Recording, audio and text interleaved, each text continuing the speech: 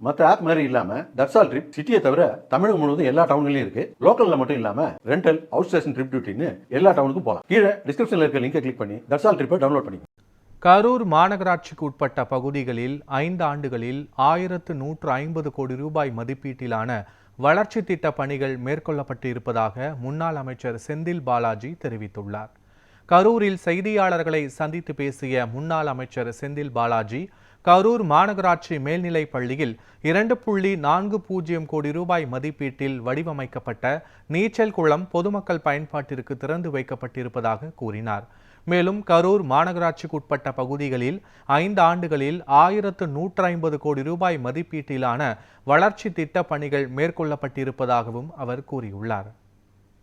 கரூர் நகராட்சி மாநகராட்சியாக தரம் உயர்த்தப்பட்டதோடு மாநகராட்சி பகுதிகளில் பல்வேறு சாலைகள் புதிதாக அமைக்க வேண்டிய சூழலும், ஏற்கனவே மண் சாலைகளாக இருந்த சாலைகள்லாம் கணக்கெடுத்து புதிய தார் சாலைகளாக அமைக்க வேண்டிய பணிகளும், அதேபோல் சாக்கடை வசதிகள், தெரு விளக்குகள், கட்டிடப் பணிகள் என பல்வேறு கோரிக்கைகள் பொதுமக்களிடம் முன்வைத்தார்கள்.